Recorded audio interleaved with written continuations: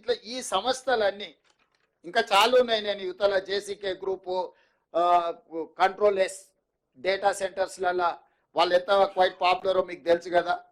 Unilever, ఇప్పుడు మన దగ్గర ఉన్న హిందుస్థాన్ లివర్ లిమిటెడ్ ఒరిజినల్ మాతృక యూనిలివర్, వాళ్ళ సంస్థను ఏర్పాటు చేస్తామన్నారు.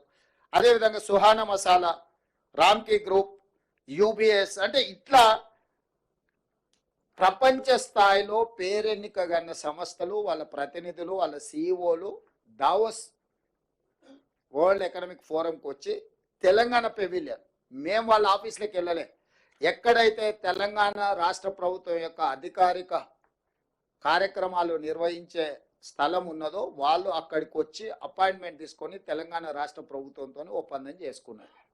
ఇవాళ ఆ ఒప్పందాలను కూడా ఇప్పుడు ఆయన అన్నాడు కదా, ఈ లిస్టు మీకు అఫీషియల్గా మా ప్రతినిధులకు చెప్తాను, ఈ టోటల్ అఫీషియల్ డాక్యుమెంట్ మీకు రిలీజ్ చేస్తాం. ఏ సంస్థ నుంచి ఎన్ని వేల కోట్ల రూపాయలు ఒప్పందం చేసుకున్నాము.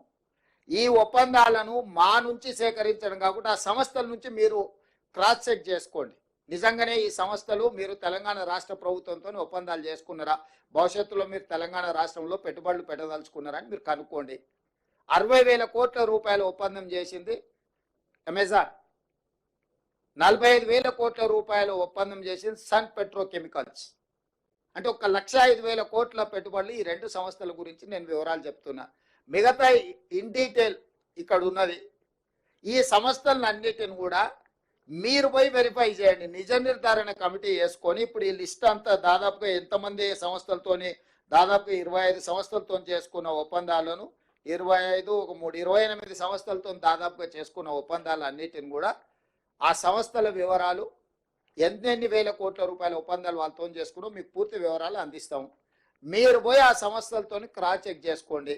మీడియా మిత్రులు ఒక నిజ నిర్ధారణ కమిటీ వేసుకోండి. తెలంగాణ రాష్ట్ర ప్రభుత్వం చెప్తున్నది వాస్తవమా కాదా, లేకపోతే ఈ అటెన్షన్ సీకింగ్ డిజార్డర్ జబ్బుతో బాధపడుతున్నాయని చెప్తున్నది నిజమా, ఈ రెండింటిని నిర్ధారించి మీరు చెప్పండి.